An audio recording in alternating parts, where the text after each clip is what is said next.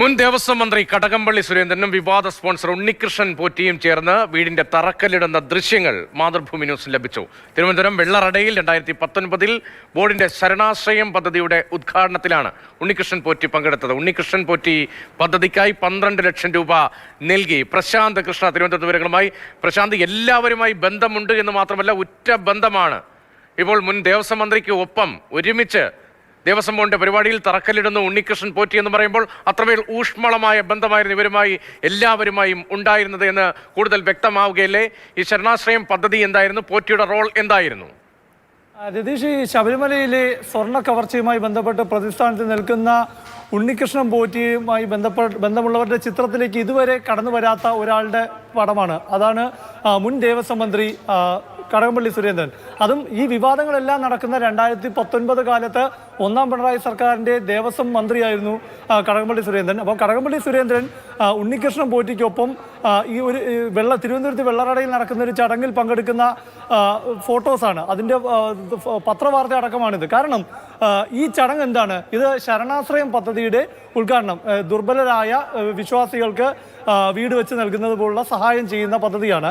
അതിൻ്റെ തറക്കല്ലിടൽ ചടങ്ങാണ്. അതായത് ഈ പ്രമാദമായ ഏറ്റുമാനൂർ വിഗ്രഹമോഷണ കേസിൽ തുമ്പുണ്ടാക്കിയ രമണി എന്ന സ്ത്രീക്ക് വീട് വെച്ച് നൽകുന്ന ചടങ്ങ്. ആ വീടിൻ്റെ തറക്കല്ലിടൽ ചടങ്ങാണ് ആ ദൃശ്യത്തിലുള്ളത്. ആ ഫോട്ടോ എന്നത് അതിൽ കടകംപള്ളി സുരേന്ദ്രനൊപ്പം ആ വീടിൻ്റെ തറക്കല്ലിടുന്നത് ഈ ഉണ്ണികൃഷ്ണൻ പോറ്റിയാണ്. മാത്രമല്ല, ഈ ഉണ്ണികൃഷ്ണൻ പോറ്റി ഇതിലേക്ക് 12 ലക്ഷം രൂപ ഈ ശരണാശ്രയം പദ്ധതിയിലേക്ക് നൽകുന്നു.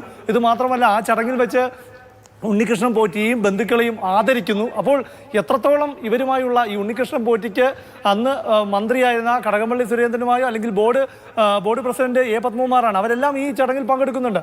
ഇവരുമായുള്ള ആത്മബന്ധം എത്രത്തോളം വലുതാണ് എന്ന് തെളിയിക്കാൻ ഇതിൽ കൂടുതൽ വേണമെന്ന് തോന്നുന്നില്ല. കാരണം അല്ലാതെ ഒരു പരിചയമില്ലാത്ത ഒരാളെ കാലത്തിനും വലിയ പ്രത്യേകതയുണ്ടല്ലോ. 2019 ശബരിമലയിലെ ദ്വാരപാലക ശില്പത്തിൽ പൊതിഞ്ഞിരുന്ന സ്വർണ്ണപ്പാളി, ചെമ്പുപാളി എന്ന ദേവസ്വം ബോർഡ് ഉത്തരവിറങ്ങുന്നത് അത് ചെന്നൈയിലേക്ക് കൊണ്ടുപോകുന്നത്. അപ്പോൾ മോഷണം നടന്നുവെന്നാണല്ലോ ഇപ്പോഴത്തെ ഒരു അനുമാനം.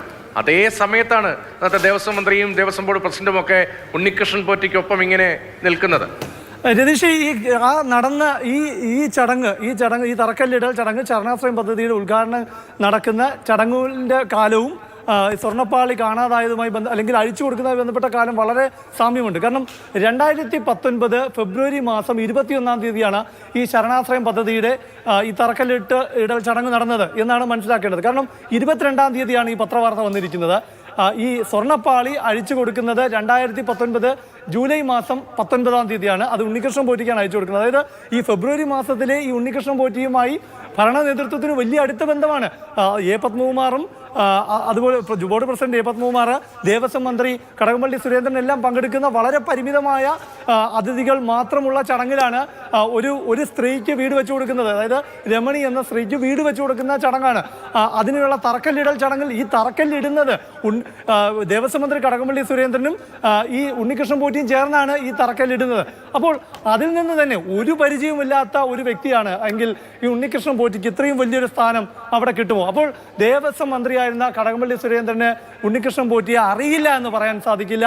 ഇനി എ പത്മകുമാറിന് അദ്ദേഹവുമായുള്ള ബന്ധം. അപ്പോൾ ഈ സംഭവം എല്ലാം നടന്നതിന് ശേഷമാണ് പിന്നീട് മാർച്ച് മാസത്തിൽ ശബരിമല ശ്രീകോവിലിൻ്റെ വാതിലിൻ്റെ പണി, അതിനുശേഷം ജൂലൈ മാസത്തിൽ അവിടെ ഉണ്ടായിരുന്ന സ്വർണം പൊതിഞ്ഞ ദ്വാരപാലക ശില്പത്തിൻ്റെ പാളി അഴിച്ച് ചെമ്പുപാളിയാണെന്ന് ഉത്തരവിറക്കി ഈ ഉണ്ണികൃഷ്ണൻ പോറ്റിയുടെ കയ്യിൽ കൊടുത്തു വിടുന്നത്.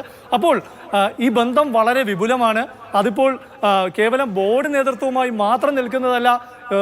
കഴിഞ്ഞ ദിവസം ദേവസ്വം മന്ത്രി VN വാസവനൊക്കെ പറഞ്ഞതാണ് ഇതിൽ അന്നത്തെ സർക്കാരിന് ഒരു പങ്കുമില്ല, ദേവസ്വം വകുപ്പിന് ഒരു പങ്കുമില്ല എന്ന് പറഞ്ഞ് കൈമലർത്തി എ പത്മകുമാറിന് മാത്രം തലയിൽ ഈ വിഷയങ്ങൾ വയ്ക്കാൻ ശ്രമിച്ചു. പക്ഷേ ദേവസ്വം മന്ത്രി കൂടെ പങ്കെടുക്കുന്ന ചടങ്ങിൽ ഉണ്ണികൃഷ്ണൻ പോറ്റി പങ്കെടുത്തു എന്ന് പറയുമ്പോൾ അല്ലെങ്കിൽ അദ്ദേഹത്തിനൊരു പ്രധാനപ്പെട്ട സ്ഥാനം കൊടുക്കുന്നു. തറക്കല്ലിടുന്നതിൽ നമുക്ക് ആ ചിത്രം കണ്ടില്ലേ, ആ കല്ല് ഒരുമിച്ച് കയ്യിൽ പിടിച്ചേക്കുന്ന ആരാ?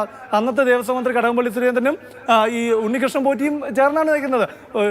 എ പത്മകുമാർ പോലും മാറി നിൽക്കുകയാണ്. ഇനി അത് കഴിഞ്ഞിട്ട് ഉണ്ണികൃഷ്ണൻ പോറ്റി അവിടെ ആദരിക്കുന്നു. 12 ലക്ഷം രൂപ ഉണ്ണികൃഷ്ണൻ പോറ്റി ഈ ഫണ്ടിലേക്ക് സംഭാവന ചെയ്യുന്നു. അപ്പോൾ ചെറിയ കാര്യമല്ല, ചെറിയ കളികളുമല്ല, കാലമാണ്. അത് വളരെ പ്രധാനമാണ്. 2019 ശബരിമലയിലെ സ്വർണം അടിച്ചു മാറ്റുന്നത്.